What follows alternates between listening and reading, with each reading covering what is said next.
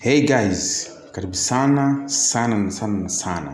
Jina langu naitwa Charles na hii ni Charles Mastol. Karibu sana katika darasa huru, darasa ambalo tunajifunza kompyuta na kujua mengi zaidi ambayo yanahusiana na kompyuta. Na leo hii tunakuja na topic ambayo namna gani ambayo tunaweza kuweza kutengeneza passport size.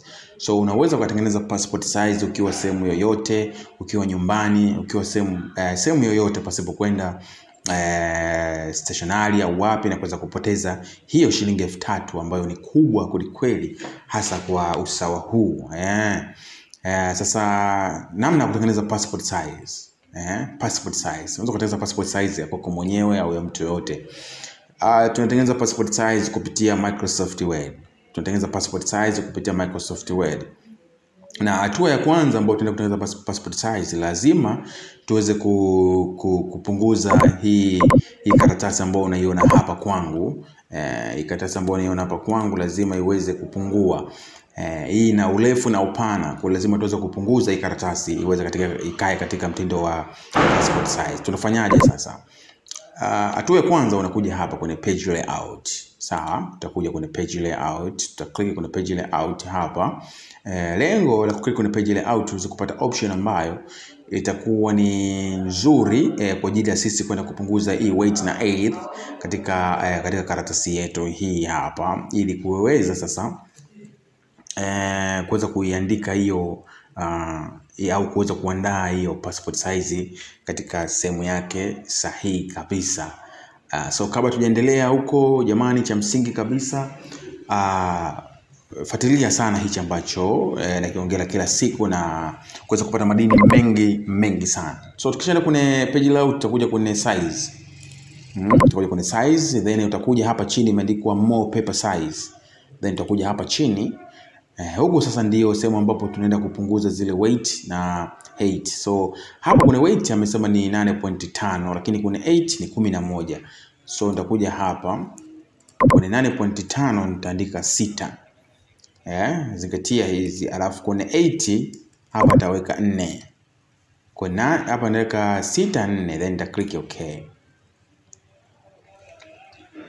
Nita click okay. Yes, kwa nikisha click okay, hii page yangu utaiona hapa itapungua kwa kiasi fulani, itakuwa ni ndogo ambapo ni size ya kuweza kuweka hiyo passport size. So tunafuatia nitakuja kwenye insert hapa niweze sasa kuweza ku add picture. Sasa nitakuja nimeenda ku add picture. Nitakuja ku add picture hapa, labda kwa mfano nitaangalia labda nataka ni add picture hapa. Nitakuja labda hapa kwenye hizi picha zangu hapa, nitachukua moja ya picture. Yes, moja ya picture, then nitaiweka hapa. Huku imetokea kwa sababu hii picha ni kubwa, kwa nitakachokifanya nitaipunguza kidogo hii picha. Shaipunguza hii picha, itarudi katika nafasi yake. Sasa nitakachokifanya, maana yake siwezi nikaimove hii picha kwenda sehemu yoyote. Uwezi ukaimove hii picha hata kidogo, kwa sababu ni protocol na ni sheria zake, uwezi ukaimove. Sasa nataka ni move hii picha iweze kwenda sehemu yoyote ninayotaka mimi. Cha kwanza nita click kwenye picha, alafu nitakuja nita double click kwenye picha. Alafu nitakuja kwenye sehemu moja hapa imeandikwa warp test hapa. Then nitakuja kwenye sehemu moja imeandikwa in front of test. In front of test hii itanisaidia mimi kuweza kumove picha yangu kwenda sehemu yoyote. Kwa hiyo nitaiweka hapa picha yangu. Nikishaweka hapa lazima nitengenezee border. Then nitakuja kwenye border hapa, picture border. Alafu nitakuja hapa nitafuta labda hapa naweka 3pt. Nikishaka 3pt picha yangu itakuwa hivyo. Sasa hapa nataka niimege picha yangu iweze kuwa nyingi. Ninachokifanya hapa maana yake nabinya control siachi control kwenye keyboard. Kwa hiyo nitakuwa naichukua na itengenezea hapa. Nikishaiachia huko naachia control kwenye keyboard. Nachukua tena nabinya control, naichukua naipanga hapa. Sawa? Hivyo naichukua naipanga hapa. Naichukua naipanga hapa. Hivyo naichukua naipanga hapa, naichukua naipanga hapa.